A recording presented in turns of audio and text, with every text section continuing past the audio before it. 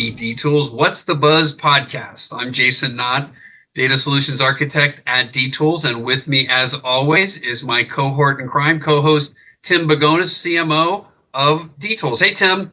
Hey, Jason. How you doing? Good to be here. Great. So I am really excited about this month's podcast for a couple of reasons. First, you and our guests are both fresh back from Integrated Systems Europe. So I want to hear about how that event was.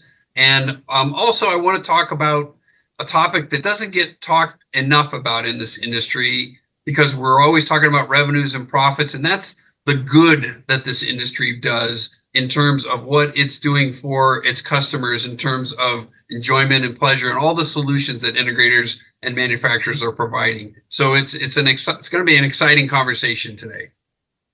Yeah, I totally agree. And we got a great guest today. I've got Ian Morrish, founder and managing director of Together for Cinema. We've known each other for quite a while now, and it's great to have you. And we like to say on this podcast is this is just really a way for us to connect with our industry friends in between events. So welcome, Ian. It's great to have you here. Tim, thank you. Jason, thank you as well. Delighted to be here, and as I said to you, I'm very grateful for your interest in what we're doing. The listeners will find out a little more in a moment. Yeah, absolutely. So let's start with ISE. We both got back. I think I had the longer trip back. You only had to just go back to the UK. I had to fly 10 hours to Atlanta, but that's another story. So what's your, give us your impression of the show. How was it for you? Really your impression of how the market is right now over there in Europe. I think the show was incredible. Bear in mind it's commercial and residential. But the show is amazing. I think the biggest show they've ever had. Surpassed any show that, when I was working there from 2007 to 2020, all the Amsterdam shows. But it was great to see it really, really back on its feet, strong, delivering a great audience. I spent most of my time in the residential hall, which was buoyant. But I think, there is probably more that can be done in the residential hall to zip it up a little more. But it was very good, very strong. And good to see it back on its feet. Yeah, great. It was a great show for us too. We were right there in Hall 2 with our technology partners in our booth, and we spoke to a lot of people, a lot of integrators, a lot of partners. Just a really good vibe and feeling around the show. That was my impression this year. And it was great. It's 4 days. So, a 4-day show. I'm sorry. It's a 4-day show. And so by the end of the week, my voice was getting a little tired. My legs were getting a little tired, getting too old for this, but it was a great event. I agree. It was really hard work. It's very different being there as an attendee. Rather, what I used to do was run the exhibitor rebooking sessions, as you'll remember, Tim, years ago. But even just working the show and having a light schedule, which is what I planned this year, it's incredibly hard work. You're up early, you're on your feet all day on a hard floor. Everybody knows it's hard work, these shows. The 4 days when it's that busy is it's brutal. Yeah, great. So one of the things we like to do on our podcast is learn about our guests and how they got into this business. This is such just an interesting industry to be in. Tell us a little bit about, how you got started, what got you interested, and what led you to what you're doing now. Well, firstly, thank you. I'll try and do it as concisely as I can. Firstly, before I say anything, I am totally non-technical. I really understand nothing of what goes in the boxes. So please don't challenge me with any technical questions. My background is sales, engagement, marketing. I've been 35 years in the industry. I joined when I was about 24. And started off doing a little bit of work for some of the local hi-fi retailers in the UK, some of the groups like Audio T, Seven Oaks, Audio Excellence, and so on. Moved from there to do a little bit of work for Cedia. Cedia then asked me, Cedia UK. Cedia UK then asked me to contract them to work on their trade show in the UK and do some publishing for them. That went great. Then ISE started in 2004. and word went out in the sort of residential AV world from Mr. Blackman, my old boss at ISE. We need a guy sort of Northern Europe, UK to sell exhibition space, and my name kept cropping up. So I was offered a role, which I took, and joined ISE in 2007. While I was at ISE, this is where Together for Cinema started. In 2009, I was watching a program that moved me. Again, I'll try and keep it short and sweet.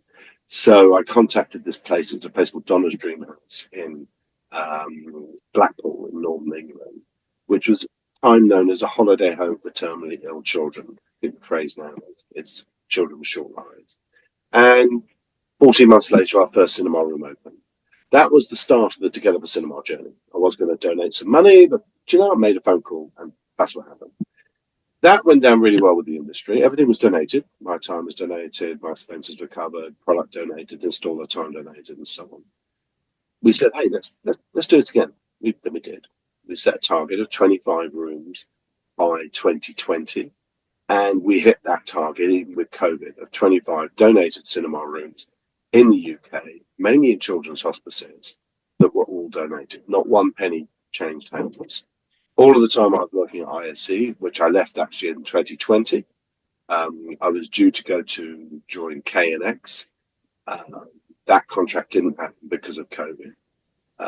So the industry persuaded me, very simply, to take on Together for Cinema full time, which I was delighted to do, but also initially not comfortable doing. I didn't really ever expect to make a living out of this, but I think I've proven my commitment. I did it for 12 years in my spare time, so I think I'm proven. Awesome. Awesome. Yeah, it's fantastic. It's got to be so rewarding just to see the faces, not just for the integrators that are doing the work with you and the manufacturers that are donating the product, but the faces of the customers. I'll call them the children that are seeing this. It's just got to warm your heart, like amazing. So congratulations to all that work. So I know 2024 was a record-setting year for Together for Cinema in terms of installation. So tell us why you think the program is really kind of carried on from the momentum that you started 12 years ago. Well, where we are now, just to give you a brief, as of December 24, we've installed now 51 cinema rooms in the UK at a had they been paid for value of £1.35 million. So it's about $1.9 million or whatever the exchange rate is. It's a big delivery, and all of the installer services, all the products have been donated and so on. I think it's been taken to people's hearts because there is nothing else like this in the UK in our industry. And I know in the US you've helped at the Ronald McDonald House charities, I think. But funnily enough, we've just done our first installation at one in Birmingham, the Ronald McDonald House in Birmingham. And I've got a meeting with them next week to talk about it a second. But I think people have taken it to their hearts. I've been in the industry a long time. We have two other directors, Melanie Malcolm, who was on the CDO Global Board, and Chris Pinder, who owns 1AB and HDA as well. And they have credibility and status in the industry. So I think we've got a good team that people trust. And that's a big thing. So if you can trust people with your charitable spend, in inverted commas, then that's a big thing and very important. So the industry have confidence in the team, and the delivery we make is unquestionably making a really huge positive difference. Children and families that are having a tough time, not necessarily that all the children are terminal or the adults are terminal, but we are cradling a family's journey at a really difficult time. And one thing that is often said to me is that, as an installer, we install with, to rich American football players as you would in the States, or actors or politicians or Russian oligarchs or whatever it might be. They probably use their cinema room once every 4 or 5 weeks, busy people, maybe 6 weeks. These rooms get churned every day, maybe not every day, but 2 or 3 times a week. There's a bunch of kids in there. There's another charity. There's another set that come in. There's some families having some really special time. These rooms are used, and they are making a huge difference. So, be it for cinema, be it for gaming, be it for sporting events, be it for discos, be it for training, be it for fundraising seminars. They're so important. I had no idea actually how important what we're doing is when I started this. So long answer, but huge impact in our community. Oh, what a great point about how often they're used. It's something you never really think about until you mention it. So how Yeah. do you select the locations for the installations? How do those come up? Yeah, I mean, it's sort of morphed into what it is today without any consciousness. I worked in the early days with a big charity in the UK called Together for Short Lives. And they have under their umbrella 54 children's hospices in the UK. So I thought, hey, let's just work with children's hospices. I had no idea we were going to end up installing 51 rooms. And of those, about 35 are in children's hospices. But working with that group and that network, you hear of so many other children care facilities that are associated. You have links to some adult hospices, some charities like somewhere called Resources for Autism in North London, where we've installed as well.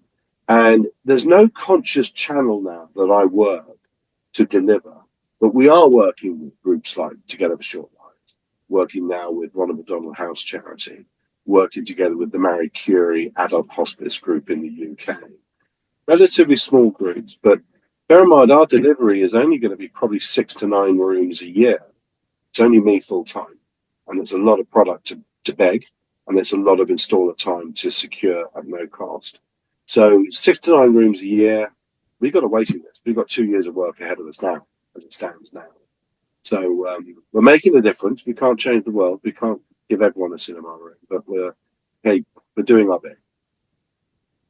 Well, it sounds like it's naturally getting the word out, no matter how. If there's no organized way, it sounds like it's really funneling its way to you anyway. So tell us about this new givingback.tech website that you've been talking about. Well, givingback.tech is really exciting. So Together for Cinema, we all know, we install cinema rooms and kids' offices and so on. That's all going great. During that time, other manufacturers and distributors have said to me, hey, and we've got 5 42-inch smart TVs that have just come back. Do you want them from a trade show? Yeah, okay, we can use them. So I emailed my contact, the kids' hospices and other charities, and said, could you use? Yeah, we could. So we started placing a lot of product.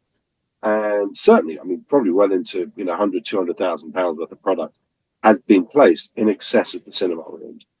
And I just thought, there's a lot of kit out there, as we all know, millions of pounds worth, millions of dollars of kit, sitting in warehouses, gathering dust, doing nothing, being taken out of an upgraded installation so the kit comes out, it all works. It ends up getting binned or landfilled. It's criminal.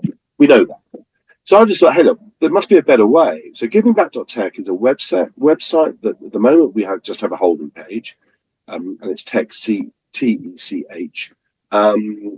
Just a holding page at the moment, but we've just commissioned it, and it's a website whereby manufacturers, distributors, integrators, end users, corporates, and so on would post these individual products on our website, and it's like a freebie. And then we, as Together for Cinema, would ensure that website link is sent to the charities and good causes, community interest companies as well in the UK. It's really simple. It's so straightforward. The mechanics of the website are the key. So it's like a freebie website. You would post, and it's mainly plug and play product. Really, you'd post a projector that's Epson TL500, retail normally £3,000, but 2 years old, no warranty, but technical helpline. Keep it pretty simple. That's roughly it. And then a charity would go, yeah, I'd like that. And we check the charities, we check the registration numbers, we check the address of the product that go to. We can only police it so far. Can't check every delivery to every person and every product. But there's a lot of product. There's an awful lot of interest in this. We're still shaping it, and it will take time to shape it. Launch is scheduled for the end of the year. But if we don't get it right for 18 months, 24 months, that's okay. Actually, it has to be right. So that's what givingback.tech is all about. And hugely exciting. A lot of people have been very, very keen to hear about it. So spreading the word. So thank you for asking. Yeah, that sounds like it could be very useful. All right, so tell us how our audience of installers and manufacturers, how can they get involved with Together for Cinema? I know you do not just the projects, but you also do various fundraising activities. Tell us how they can get involved in 2025.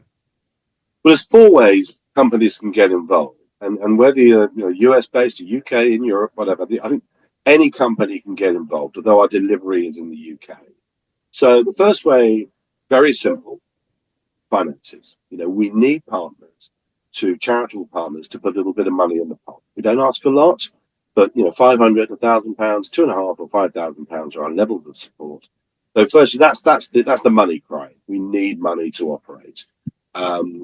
Every penny goes into a pot. It's overseen and governed by our board, and it's spent, I can assure you, very carefully. That's the first way. Second way is by donating product.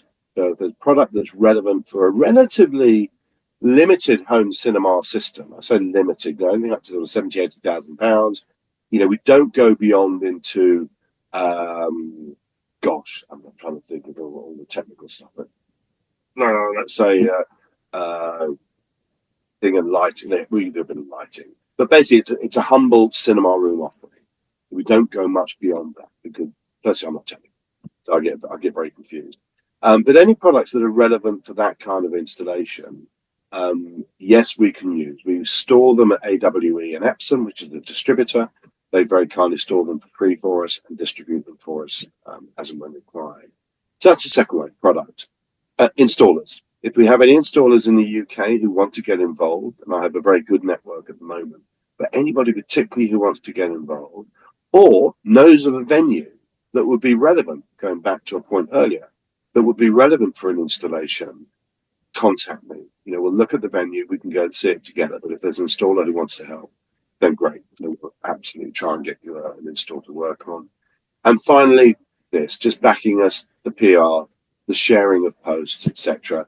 It is a pure and unquestionable good. Together for Cinema genuinely is. There's everything right about what we're doing with Together for Cinema.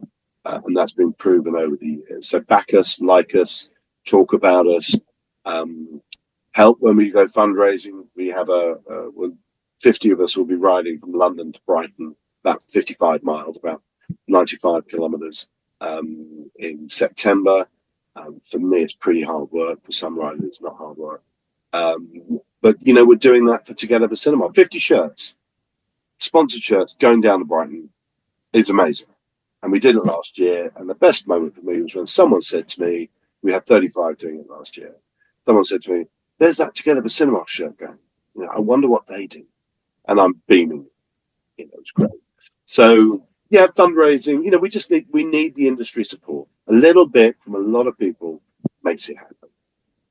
Awesome. And so how can people get a hold of you then, Ian? Two ways, really. Via the website, which is www.togetherforcinema.co.uk. And there's a contact form there. Alternatively, just email me directly, which is ian@togetherforcinema.co.uk. And yeah, I'll be happy to engage with anybody who's interested. Perfect. Well, it's been great having you. It was great to spend time with you last week at ISE. Want to remind our audience, like us on Facebook. If you like this podcast, you can subscribe on Spotify or Apple or wherever you get your podcasts. Ian, it was great. Jason, thank you so much. You want to take us out? Yeah, thank you, Ian. Thank you, Tim. I'm glad you guys both survived the Barcelona and welcome home. And Ian, we're very, very excited to be supporting Together for Cinema, and we look forward to what 2025 holds. Thank you. I'll keep you posted. But again, thank you for your support, and thank you for inviting me on the podcast, and thank you for whoever's listening. Yeah, thanks all. We'll see you next time, and thanks for listening to D-Tools What's the Buzz podcast.